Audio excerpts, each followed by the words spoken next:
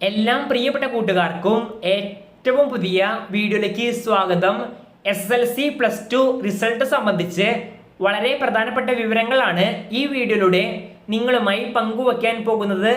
വീഡിയോയിലേക്ക് പോകുന്നതിന് മുൻപ് ഇതുപോലെയുള്ള അപ്ഡേറ്റുകളും അറിയിപ്പുകളും യഥാസമയം നിങ്ങളിലേക്ക് എത്തുവാൻ ഇപ്പോൾ തന്നെ ചാനൽ സബ്സ്ക്രൈബ് ചെയ്ത് കൂടിയുള്ള ബെല്ലൈക്കണിൽ ഓൾ ഓപ്ഷൻ എനബിൾ ചെയ്ത് വച്ചേക്കുക. അപ്പോൾ നമുക്ക് നേരെ വീഡിയോയിലേക്ക് പോകാം.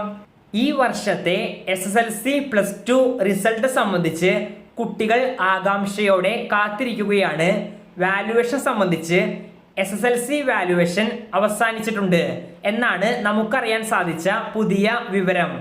അതേസമയം +2 വാല്യുവേഷൻ മുഴുവൻ അവസാനിച്ചിട്ടില്ല, ചില പേപ്പറുകൾ കൂടി അവസാനിക്കാനുണ്ട് എന്നാണ് അറിഞ്ഞത്.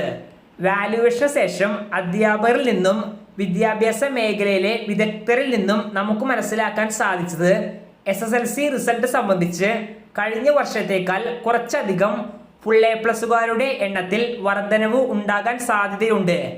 എന്നാൽ അതേസമയം +2 കുട്ടികളെ സംബന്ധിച്ച് കഴിഞ്ഞ വർഷങ്ങളിലെ പോലെ തന്നെ ഈ വർഷവും അതേ നിലവാരത്തിലുള്ള ഫുൾ A+കളുടെ എണ്ണം തന്നെ ഉണ്ടാകാൻ സാധ്യതയുണ്ടെന്നാണ് വിലയിരുത്തൽ. SSLC+2 റിസൾട്ട് കഴിഞ്ഞ വർഷത്തേക്കാൾ കുറച്ച് വൈകുമെങ്കിലും ഈ മാസം അവസാനത്തോടെ തന്നെ പ്രഖ്യാപിക്കുമെന്നാണ് സൂചനകൾ. വിദ്യാഭ്യാസ മേഖലയിലെ കുറച്ച് മാറ്റങ്ങൾ മൂലം നേരത്തെ പുറത്തുവിട്ട ഡേറ്റിൽ മാറ്റമുണ്ടാകാൻ സാധ്യതയുണ്ട്. ഈ വീഡിയോ ഇവിടെ അവസാനിക്കുന്നു. ഇതുപോലെയുള്ള വിദ്യാഭ്യാസ വാർത്തകൾ അതാത് സമയത്ത് നിങ്ങളിലേക്ക് എത്തുവാൻ ഇപ്പോൾ തന്നെ ചാനൽ സബ്സ്ക്രൈബ് ചെയ്ത് വച്ചേക്കുക. നന്ദി.